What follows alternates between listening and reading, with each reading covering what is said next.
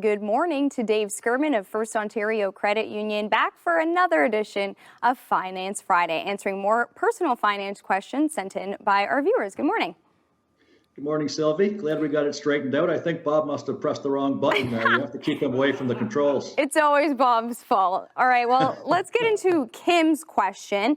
Dave, there's a lot of hype about reverse mortgages. I thought about it, and due to the tight finances and decided against it. I was afraid of losing too much of my hard-earned money. Interest rates on them seem to be very high.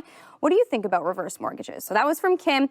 Now, Dave, I know it's a big topic, so for those viewers who aren't aware of how a reverse mortgage works, let's start with the key features and benefits. Sounds good, Sylvie. Well, reverse mortgage is really exactly what the name sounds like. It's the reverse of a conventional mortgage. So with a conventional mortgage, you generally take it out younger in life. The rates are fairly low, and then you pay the payments during the time that you're in the house, and you build equity in the house. With the reverse mortgage, it's the opposite. So you can't get one until you're later in life. In fact, the minimum age is 55 years old. And even at 55, you can only get a small percentage, about 15% of the value of your home, where at the conventional mortgage, you can get 95% of the value of your home. You can get up to a little over half of the value, about 55% of the value of your home from a reverse mortgage at the maximum, but you've got to be over 80 years old in order to get that. And the big key, of course, is you're not paying payments. So why would you want to do this? What are the advantages of taking out a reverse mortgage? Well, the advantages are really slim. First of all, there's no income test. Because of the fact you're not making payments, you don't have to prove to the reverse mortgage company that you can afford the payments, because generally you're not going to make them.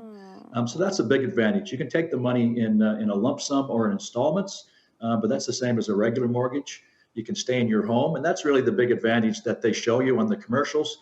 You see Kurt Browning or Tom Selleck, holding hands, walking through the woods, saying you can stay in your home forever. But again, it's kind of smoke and mirrors on that one. So, you can stay there until you die or until you move, but at that point, the house has to be sold. Right. So some advantages, disadvantages, though. What are those? Well, the disadvantage, the big one is, again, you're not paying payments, but the rate is really, really high. I know rates have gone up recently, but the 5-year rate on a conventional mortgage is about 3.5% to 4%. On a reverse mortgage, you're going to pay 7 or 8%. So it's about double what it would be in a conventional mortgage. There are penalties if you pay it off early. But the real big one, again, besides that high rate, is it's kind of the reverse of the magic of compound interest. I talk about the magic of compound interest when you're making an investment, so you get interest upon interest. Well, with a reverse mortgage, because of the fact you're not making payments, interest is adding on to interest. So it very quickly eats away all of the equity, the hard-earned equity in your home. And in fact, I've got an example there, if we could throw it up on the screen, just to show how that equity is eaten away. Yeah. So if you look at, this is somebody age 70. So if you take a $75,000 loan out on a reverse mortgage, the rate is going to be about 6.5%. And in 15 years, you're going to owe over $100,000, about $115,000 in interest. So that $75,000 is quickly going to turn into about $190,000.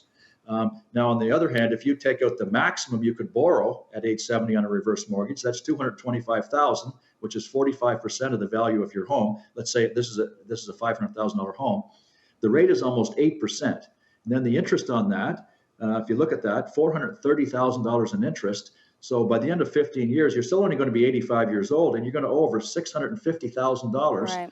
And you've only borrowed $225,000. All right. Well, thanks so much, Dave Skirman, on another Finance Friday. And you can email your questions to financefriday@firstontario.com. Thanks for joining us. Thanks, Sylvie.